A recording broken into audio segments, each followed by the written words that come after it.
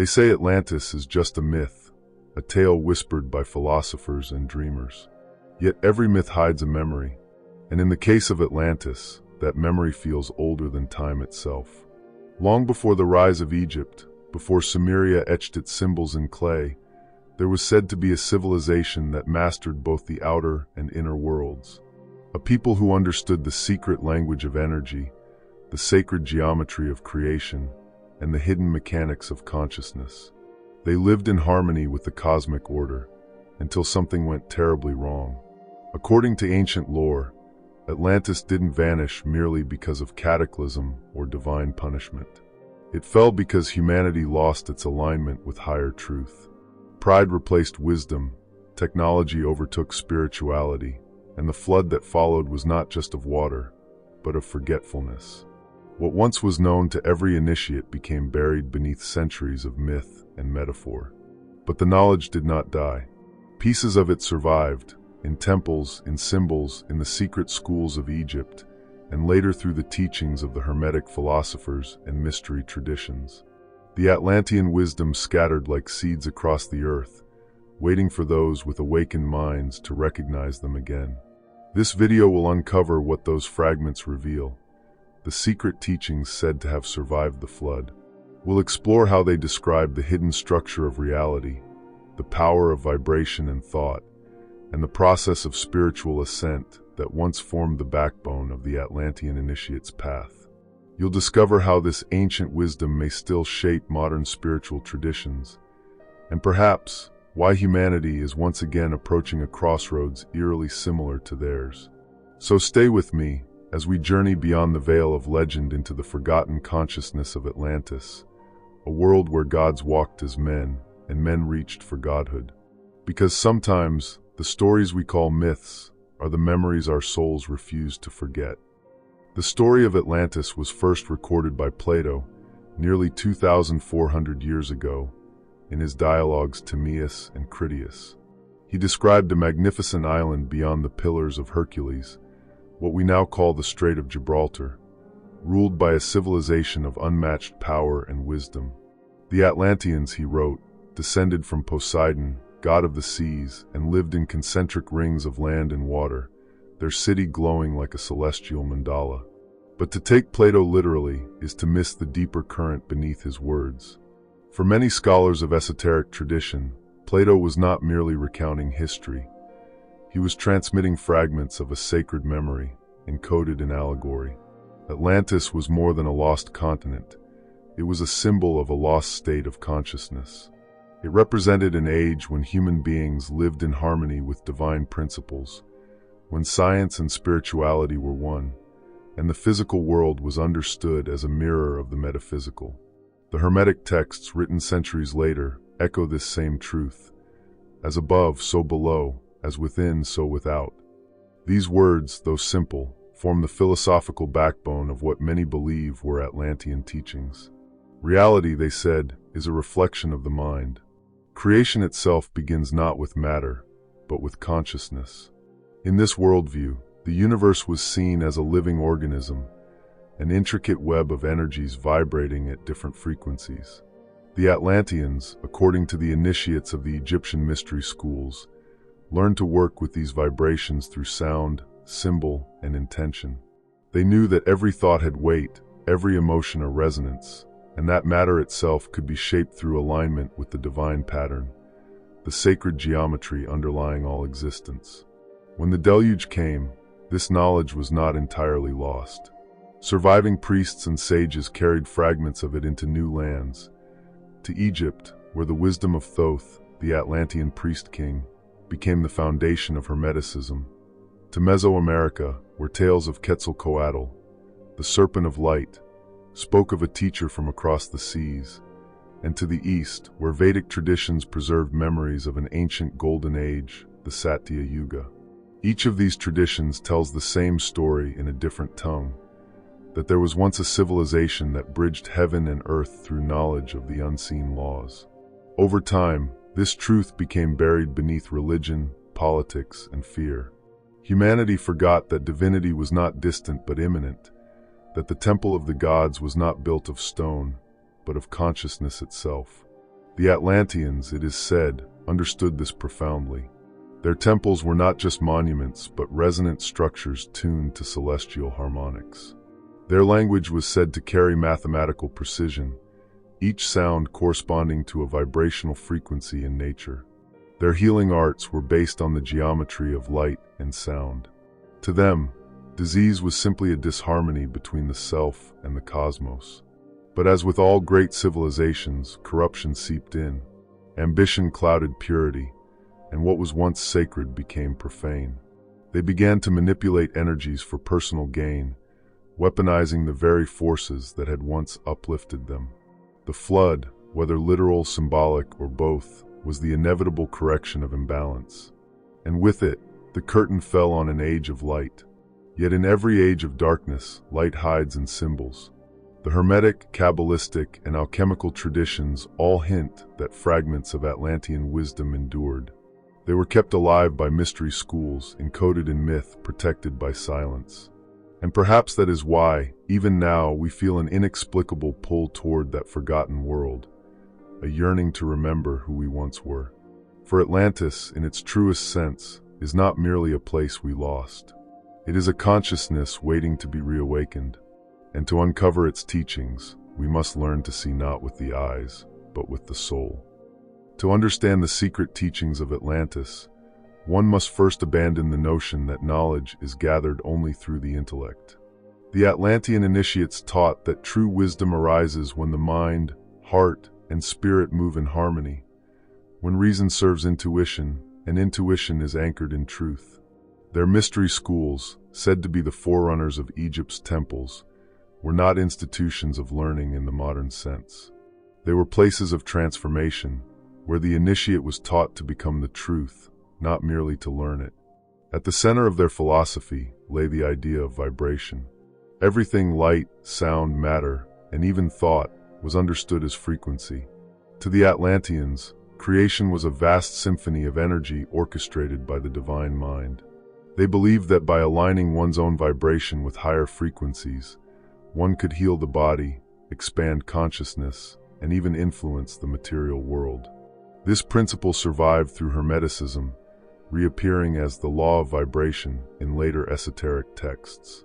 According to legend, the great priest King Thoth, also known as Hermes Trismegistus, encoded these teachings into the Emerald Tablets, a series of cryptic inscriptions describing the laws governing both spirit and matter. In them, he declared, "All is mind, the universe is mental." This was not metaphor, it was the foundation of Atlantean science. The material world was seen as a projection of the inner world, and by mastering the mind, one could reshape reality itself. Imagine an initiate standing within the Temple of Light, surrounded by pillars inscribed with glowing glyphs. In the air, a low harmonic hum resonates through the chamber. This sound wasn't mere ritual, it was technology. The Atlanteans knew that certain frequencies could induce states of higher consciousness. Their chants and geometrically precise tones were designed to synchronize the human energy field with the greater patterns of creation. The temple itself acted as an amplifier of consciousness, a bridge between the physical and the divine. The Atlantean path began with purification of the self. The student had to confront their inner shadows, purge the lower emotions of greed, anger, and fear, and attune themselves to the laws of balance. Only then could they be entrusted with the higher mysteries, the secrets of manifestation, transmutation, and the structure of the cosmos. Central to this structure was what they called the triad of light, mind, energy, and form. These three aspects mirrored the divine trinity that manifests throughout creation: the unseen thought, the movement of energy that gives it life, and the material form it eventually assumes. The initiate learned to trace every phenomenon backward, from form to energy to the original idea in the mind of the all. This was their key to mastery, for by altering the idea, one could alter reality itself. This concept survives today in fragments. In the teachings of alchemy, which sought to transmute lead into gold not through chemistry, but through consciousness. In the laws of manifestation, which echo the ancient belief that reality mirrors thought. And in the sacred geometries of old, which depict the very architecture of divine creation. But the Atlanteans didn't view this as magic. It was a science of the soul. To them, the spiritual and the physical were simply two expressions of one universal principle. They saw the human being as a microcosm of the cosmos, a living reflection of divine intelligence. The same laws that govern the stars also govern the heart. The same harmony that guided the planets could guide human destiny. And this is where their teachings turn inward, because to master the world, one must first master oneself. The fall of Atlantis, according to the initiates, was not caused by divine wrath or natural disaster alone. It was a reflection of inner decay, the loss of inner harmony that mirrored itself in the collapse of the outer world. When the consciousness of a people falls out of alignment with truth, nature itself becomes the mirror that restores balance. Thus, the teachings that survived the flood are not simply blueprints of forgotten technology or mystical power. They are reminders of the eternal law, that creation begins within, that every civilization, like every soul, rises and falls according to the vibration it sustains. In the ruins of legend and the whispers of initiation, this truth endures, waiting to be remembered not as history, but as destiny. For what was once Atlantis may rise again, not from the sea, but from the awakened consciousness of humanity itself. If the first key of Atlantean wisdom was the understanding of vibration, the second was the mastery of energy and form, what they called the art of correspondence. This teaching revealed that every pattern in the universe repeats itself across scales. The spiral of a galaxy mirrors the spiral of a seashell. The structure of an atom reflects the structure of a solar system, and the rhythm of the human heart beats in time with the pulse of the cosmos. To the Atlantean initiate, this was not poetry, it was a navigational map of creation. Their priests taught that by studying these correspondences, one could understand the hidden architecture of existence. They spoke of the living grid, a vast energetic web connecting all things, plants, stones, stars, and souls, woven together by the breath of the divine. Through ritual, geometry, and sound, the Atlanteans learned to interact with this grid, channeling its forces for healing, manifestation, and spiritual ascent. Their temples were placed at points of planetary resonance, where the Earth's magnetic currents converged. Each structure was aligned with celestial bodies to create a continuous dialogue between heaven and earth. This sacred science survives faintly in the geomantic layouts of ancient civilizations. The Great Pyramid of Giza, for instance, aligns perfectly with Orion's belt, a constellation long associated with Osiris, the resurrected god. The pyramids of Mesoamerica, the stone circles of Europe, the ziggurats of Babylon, all whisper of a knowledge inherited from a forgotten age when humans built not just for shelter, but for the harmonization of spirit and matter. But the most profound of the Atlantean secrets was not in stone or sky, it was in the human being. They taught that the body itself is a temple, a sacred machine capable of channeling divine energy. The spine was the staff of light, the chakras, luminous gates between worlds, the heart, the throne of the divine flame. Through breath, focus, and vibration, the initiate could awaken the dormant energies within, what later traditions would call Kundalini, the serpent power. This inner fire, once risen, connected the human consciousness to the cosmic mind, granting visions, wisdom, and the power to co-create reality. Yet even this knowledge held danger. When wielded without balance, the same forces that uplift could destroy. The legend says that in Atlantis' final days, as greed and ego grew, many began to use these energies not for enlightenment but domination. They created machines that amplified consciousness into raw destructive power, devices capable of altering the weather, bending elements, and even warping space itself. The temples of light became engines of control. The harmony between heaven and earth fractured, and the great cataclysm followed. In esoteric circles, this fall is viewed as an allegory of spiritual imbalance. The Atlanteans' misuse of divine power symbolized humanity's eternal temptation, to seek mastery of the outer world before mastering the inner one. The flood, then, was both a physical and metaphysical cleansing, a reset of cosmic equilibrium. Still, not all was lost. According to Hermetic lore, a group of high initiates fled before the final destruction, carrying sacred tablets and encoded knowledge to new lands. These children of the Law of One, as they were later called, became the seed-bearers of wisdom across the earth. In Egypt, they built the temples of Thoth and trained priests in the mysteries of vibration and light. In Tibet, they taught the science of the subtle body and the art of transcendence. In the Andes and Yucatan, they encoded celestial maps into stone. Their central doctrine remained unchanged. All is one. All division is illusion. Every soul is a spark of the divine flame, temporarily clothed in form. When we awaken to that truth, the floodwaters of ignorance recede, and Atlantis is reborn, not as a city, but as a consciousness that transcends time. This is the ultimate secret that survived the flood, that enlightenment is remembrance. The Atlanteans did not worship gods outside themselves, they recognized the God force within. And when humanity forgot this truth, the great silence fell over the earth. But now, as our collective awareness begins to rise once more, the echoes of that forgotten wisdom stir again. Perhaps this is why so many today feel drawn to Atlantis, not as historians, but as souls remembering something they once knew. Something that whispers through dreams, through intuition, through the sudden feeling that we have been here before. For Atlantis, the sages say, was never truly lost. It simply waits, beneath the surface of the world, and within the depths of the human spirit, ready to rise again when we remember who we truly are. If the wisdom of Atlantis truly survived the flood, then its greatest value lies not in theory, but in transformation. These teachings were never meant to remain locked within temples or buried in books. They were living instructions for awakening consciousness. And though the symbols have changed and the rituals have faded, the essence of their practice remains accessible to anyone willing to look within.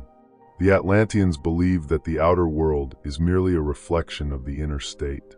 Thus, all spiritual work began not with conquest, but with alignment.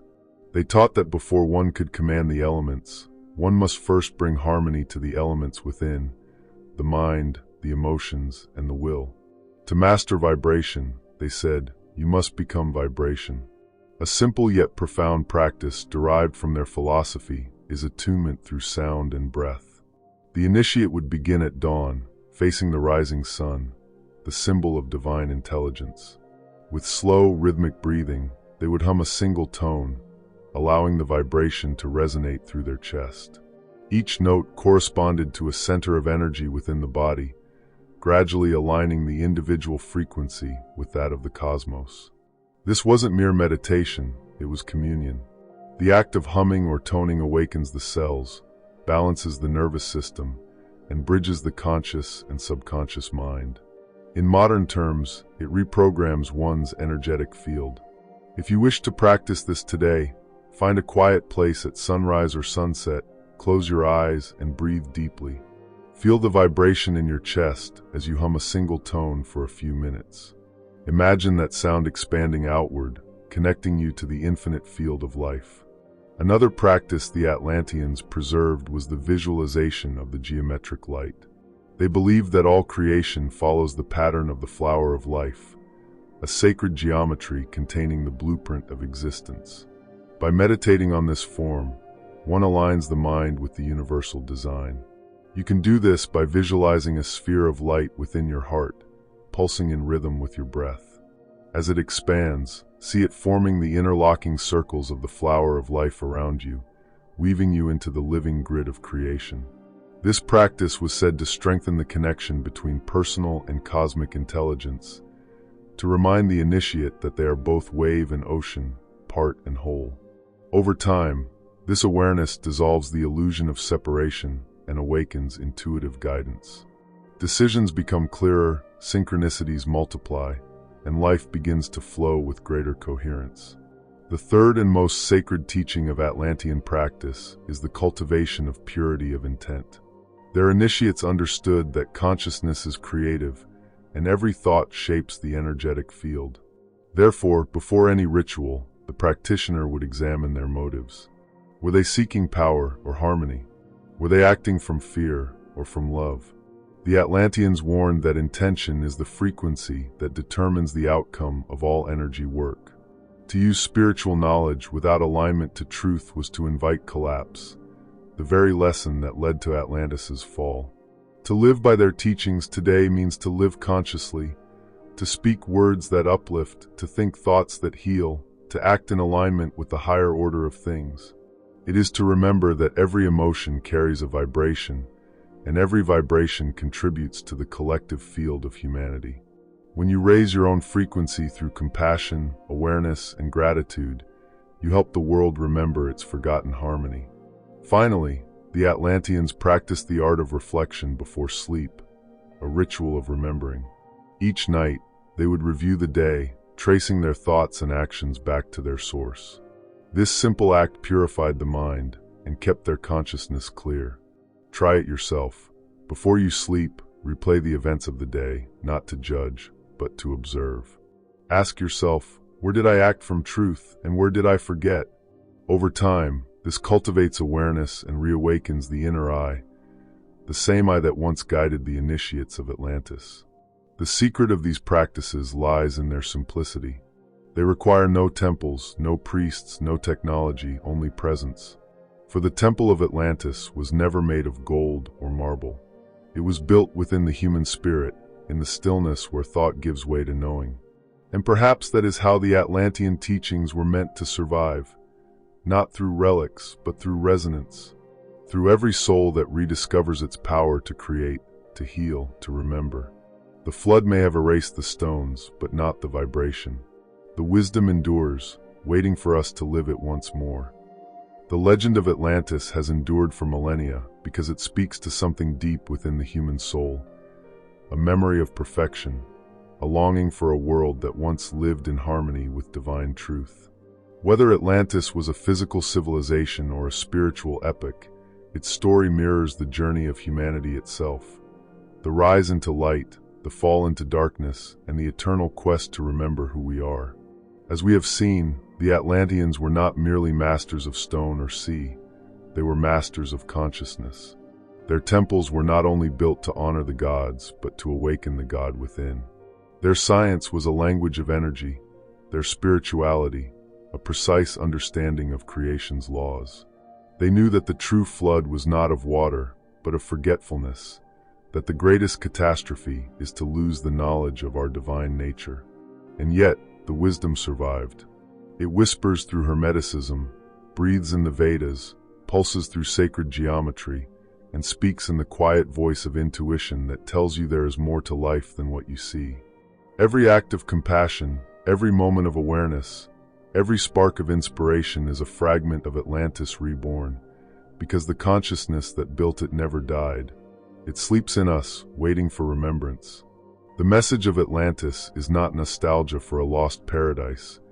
It is a call to rebuild it, not with marble and crystal, but within ourselves. To restore the ancient harmony between mind and spirit, science and soul. To live as the Atlanteans once did, not as rulers of the earth, but as co-creators with it. Perhaps the flood was never meant to destroy, but to cleanse, to give humanity a second chance to wield divine power with wisdom. And now, as we stand at another turning point in history, amid rising technology, shifting consciousness, and the reawakening of ancient truths, we face the same choice they once did. Will we repeat the fall or rise beyond it? Atlantis, after all, is not a place beneath the ocean. It is a state of consciousness waiting to surface. The secret teachings have always been here, hidden in plain sight, encoded in the rhythm of your breath and the silence of your soul.